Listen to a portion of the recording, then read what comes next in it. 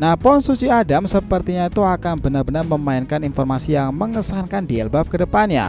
One Piece chapter 1142 itu membawa kita ke momen paling menegangkan. Loki, pangeran terkutuk Elbaf itu yang akhirnya sudah bebas dan mengamuk dengan palu petir legendaris Mjolnir tersebut itu.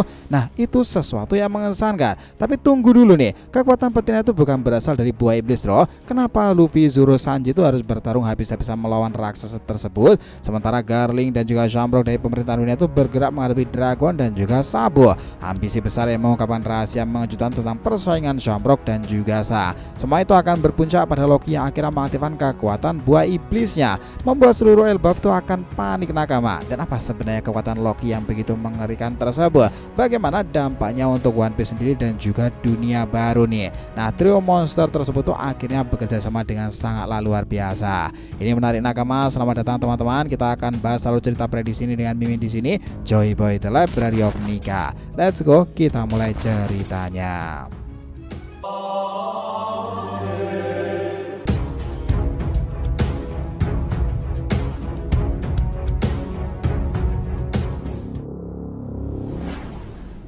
Namun sebelum masuk pembahasan, jangan lupa untuk like video ini ya nakama, ya sebagai bentuk support kalian semuanya nih untuk channel ini ke depannya agar terus berkembang dan berpetualang bersama Nika sang Joy Boy ini.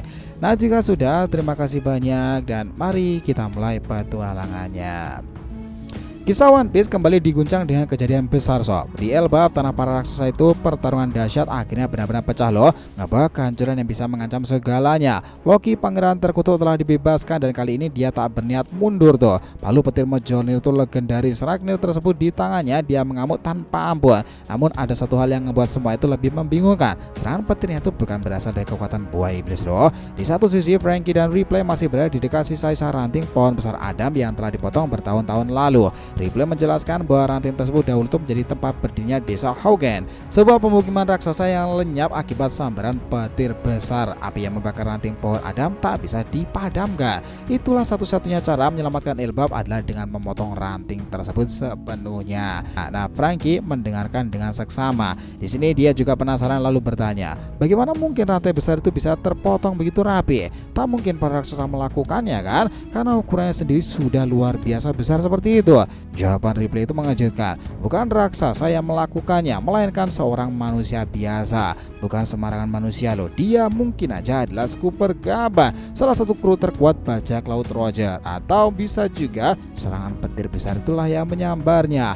Sementara itu di dunia bawah Elbaf, kekacauan makin menjadi-jadi. Loki sebelumnya terkurung kini telah bebas. Zoro, Sanji adalah orang pertama yang membebaskannya kan. Tapi Sanji dan pasukan bajak laut justru itu berusaha menghentikan mereka. Sayangnya semuanya sudah terlambat ya. Loki telah bangkit dengan penuh amarah. Pangeran raksasa itu mengangkat palu Mjolnir tersebut itu. Dalam sekejap petir raksasa itu menyambar ke segala arah. Zoro melihat ini langsung curiga. Bagaimana mungkin Loki bisa menggunakan kekuatan petir sebesar itu?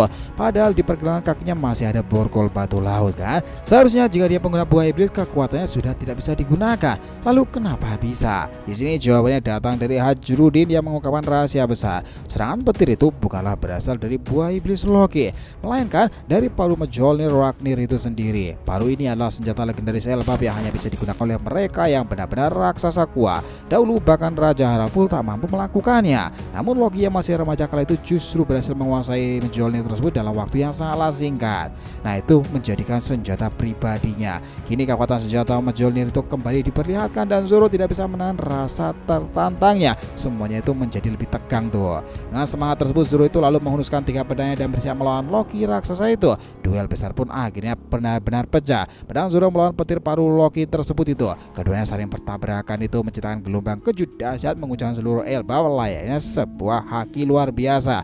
Ini bukan pertempuran antara mereka berdua aja. Luffy dalam mode gear kelimanya benar-benar ikut turun tangan, mengubah tubuhnya menjadi raksasa tersebut. Kekuatan penuhnya itu Luffy melepaskan pukulan besar yang diarahkan langsung ke wajah Loki ya. Di saat yang sama Sanji itu datang melesat dengan Ifrit Jambe tersebut. Kali ini api yang melingkupi tubuhnya itu berwarna biru lebih terang. Jurusnya terbaru itu Hell Memories dan mode Ifrit Jambe langsung menghantam Loki. Serangan serangan bertubi-tubi datang akhirnya dari kubu Mugiwara. Loki pun sempat kewalahan menghadapi serangan dari trio monster topi jerami ya, terutama karena luka-luka dari pertarungan sebelumnya dengan Cerberi Shamrock masih belum pulih sepenuhnya. Keadaan ini makin membuatnya terdesak. Loki sadar ada satu hal yang masih menahannya, yakni borgol batu laut yang masih melekat di kakinya. Tanpa pikir panjang, dia mengatakan borgol itu dengan palu Mjolnir, dan dalam satu serangan borgol tersebut hancur berkeping-keping nih. Inilah momen yang paling menegangkan. Setelahnya Loki akhirnya membangkitkan kekuatan buah iblisnya. Luffy yang bisa merasakan perubahan tersebut langsung menyadari satu hal, ini bukanlah buah iblis biasa.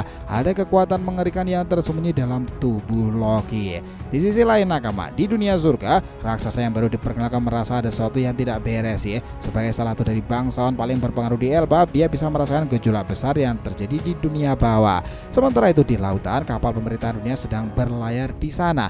Di dalamnya Shamrock dan Garli sedang dalam perjalanan menuju medan pertempuran pula. Target mereka kali ini pasukan revolusioner Dragon dan juga Kaisar Api Sabu.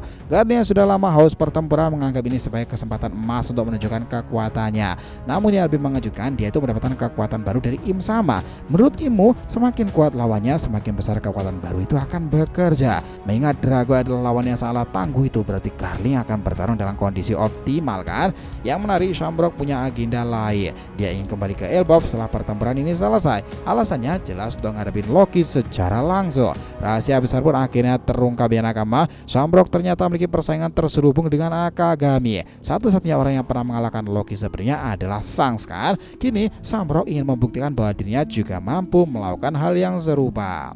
Sementara itu nih, kembali ke Elbaf, dunia mulai berguncang makin hebat itu bukan karena gempa bumi ya, tapi karena pohon Adam yang mulai bergetar hebat akibat benturan kekuatan Luffy dan juga Loki. Berbagai penjuru Elbaf itu semua orang mulai panik tuh. Para kesatria suci yang sedang menjalankan misi di wilayah lain juga ikut merasakan getaran luar biasa tersebut.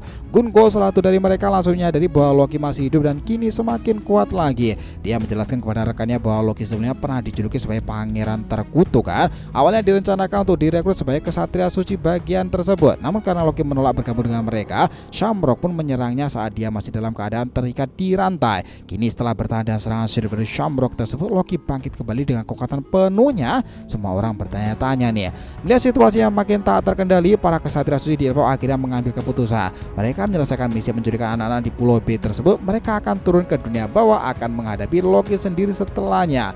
Pertarungan besar di Elbaf baru aja dimulai sih. Siapa yang akan keluar sebagai pemenangnya? Loki kekuatannya itu luar biasa, tinggi badan besarnya kekuatannya tersebut ditambah dengan palu Mjolnir. Tetapi Luffy dan Zoro memang tak bisa diremehkan kan. Luffy jelas adalah Yonko dunia baru sekarang ini. Jadi kalau mau disimpulkan ya, pertempuran di Elbaf telah mencapai titik puncaknya nakama. Luffy, Zoro, Sanji bertemu menghadapi Loki dan sang pangeran terkutuk itu membuat gebrakan besar. Dia bangkit dengan kekuatan penuhnya setelah menghancurkan borgol batu lautnya itu. Palu Mjolnir mampu mengendalikan petir, kekuatan buah iblis misterius Loki dan dendam lamanya terhadap dunia di sekitarnya itu ngebuatnya menjadi ancaman besar sebelum Ragnarok dimulai.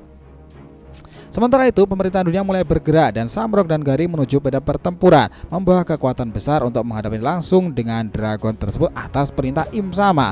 Di balik kekacauan sekarang ini, rentetan pertarungan siap terjadi di mana-mana, tetapi Elbaf jelas menjadi puncak pertempuran rantai tersebut. Elbaf berada di abang kehancuran. Pasukan revolusi yang mulai bergerak itu dan rahasia sejarah dunia sepertinya akan banyak dikaitkan dalam misi-misi pertempuran kali ini nanti. Dan ingat ya nakama, dengan ini sudah peperangan yang terjadi itu akan mengubah keseimbangan dunia baru kan. Well, akankah Luffy bisa mengalahkan Loki atau malah terjadi plot di sana? Loki akhirnya malah bersekutu dengan Mugiwara, kelompok Luffy itu sendiri. Ya, jika itu terjadi bakalan menarik banget sih. Gimana, kalian sendiri sepakat nggak? Jadi itulah tadi ya bahasan kita mengenai apa yang terjadi dengan One Piece ke depannya. Terima kasih banyak telah menonton cerita ini sampai akhir. Jika kalian punya pendapat, langsung aja komentar di bawah dan kita akan usahakan respon, oke? Sampai jumpa di video selanjutnya nakama, dan Joy Boy Sang Nika telah kembali ke peradaban One Piece.